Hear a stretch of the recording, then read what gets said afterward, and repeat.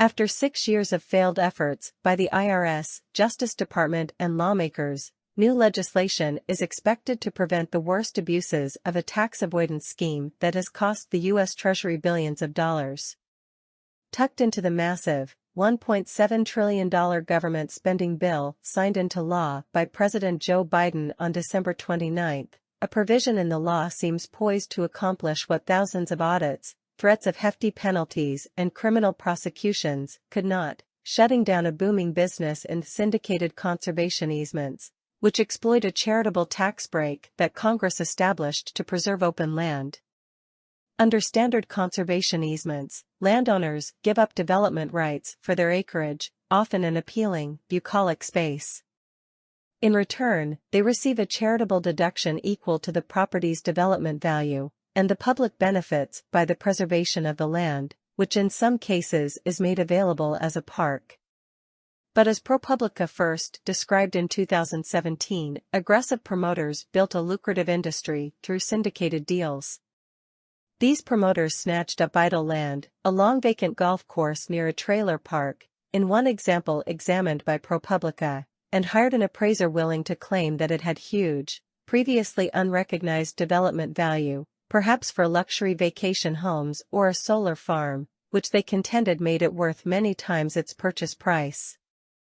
The promoters then sold stakes in a massive conservation easement deduction to rich investors, who made a quick profit by claiming charitable write-offs that were 4 to 6 times their investment. The promoters reaped millions in fees. The new measure will limit taxpayers' deduction to 2.5 times their investment. That will effectively eliminate the profits that drive syndicated deals while allowing traditional conservation easements to continue. "I don't know how the industry moves forward after the new law," said Sean Akins, an attorney with Covington & Burling who represents multiple syndication promoters. The path to the new law was lengthy and winding. For years, syndicated easements seemed impervious to attempts to rein them in. Since late 2016, the IRS has attempted to stymie the deals, branding them as abusive and among the worst of the worst tax scams. The agency has challenged $21 billion in deductions claimed by 28,000 syndicated easement investors, pursued scores of tax court cases, and collaborated with the Justice Department in targeting top promoters with criminal charges and civil lawsuits. Prominent lawmakers from both parties weighed in against the abuse and, starting in 2017, introduced legislation, called the Charitable Conservation Easement Program Integrity Act, to halt the practice.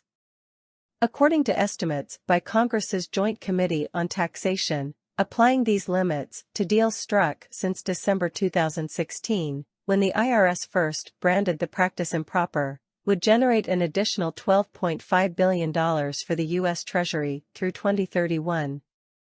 The syndicators fought back so furiously and so effectively over multiple years that ProPublica published not one, but 2 stories describing how bulletproof the industry seemed. The promoters and their investors were undaunted by IRS threats. Syndication partnerships were so profitable that they set aside special audit reserves of as much as $1 million to do battle with the agency in tax court. Syndication firms and their newly formed Washington trade group, called the Partnership for Conservation, or P4C, spent more than $11 million, by ProPublica's calculations, on lobbyists to protect their business before Congress.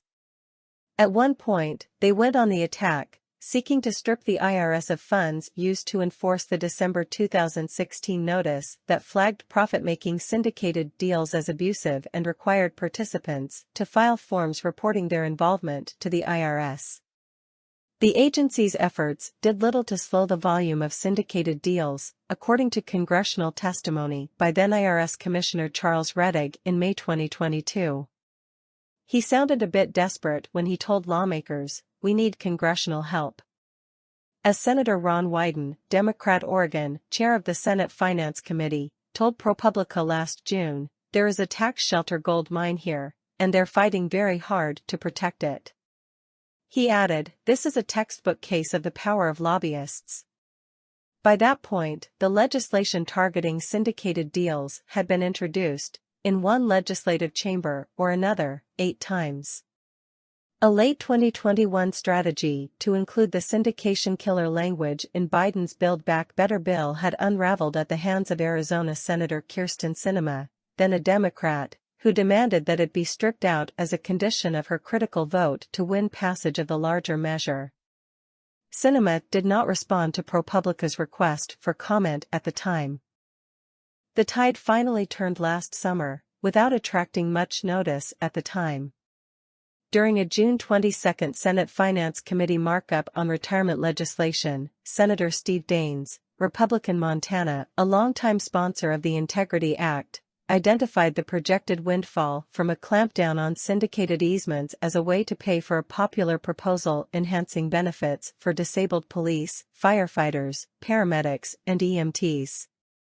That bipartisan legislation, months later, got added to the massive, must-pass government funding bill, where no single lawmaker had the power to strip it out.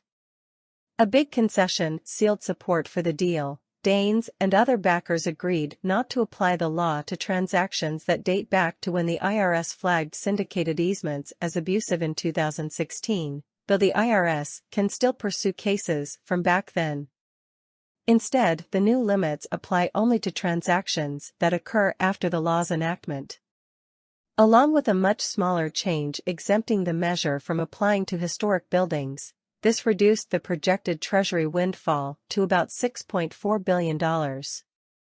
As the measure neared final passage in late December, Daines issued a statement, "It's about time, for too long bad actors have abused the conservation easement program and ripped off the American people, but this fraud will now come to an end. I'm glad to have worked with my colleagues across the aisle to stop scam artists, promote true conservation, and save taxpayers billions of dollars." In an email to ProPublica, Rettig, whose term as IRS commissioner expired in November, called the new legislation critical to the ongoing efforts of the IRS to stem the tide of abusive syndicated conservation easements. He said the measure, combined with $80 billion in new funding for the resource-starved agency, will hopefully allow the IRS compliance and taxpayer education efforts to catch up on abusive syndicated conservation easement transactions as well as other similarly important service and compliance functions. The IRS, in a separate statement to ProPublica, said we are working to implement the recent legislation aimed at some of the most egregious syndication conservation easement transactions as part of the agency's commitment and efforts to combat abusive conservation easement transactions and all other abusive transactions. P4 seat President Robert Ramsey, who has said the profit motive produces tremendous opportunities for conservation, attributed the measure's passage to the IRS ability to win a war of attrition. Ramsey told ProPublica that the new limits will have a broad chilling effect on all land conservation, even though it targets only syndicated deals. He also said its broad brush provisions would do nothing to stop inflated easement deductions by wealthy individuals and family partnerships. Ramsey added that he expects the measure to prompt a number of syndication promoters to exit the business entirely. Efforts to shut down the syndication business had been pushed by the Land Trust Alliance, a Washington trade association whose 950 members administer traditional conservation easements. Fearful that exploitation of the charitable tax break by brazen profiteers could jeopardize the conservation deduction altogether, the group had prodded the IRS to undertake its crackdown and spent more than $2.5 million on lobbyists since 2017. "We kept this about ending the abuse, rather than discard the incentive," said Andrew Bowman, the organization's CEO.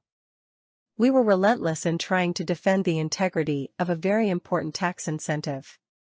Bowman marveled that none of the IRS traditional measures to combat abusive tax transactions had worked. All that just wasn't stopping it, he told ProPublica. Congress could see it had to act. No one else was going to be able to fix this problem. The incentive to do the deals is now gone. He praised Daines for masterminding the strategy to pass the legislation, calling him a true hero for private conservation. He also said ProPublica's coverage put out there for the public how egregious this abuse was. Bowman added, "It's a great victory for conservation. It took longer than it should have, but we're certainly thrilled with the outcome."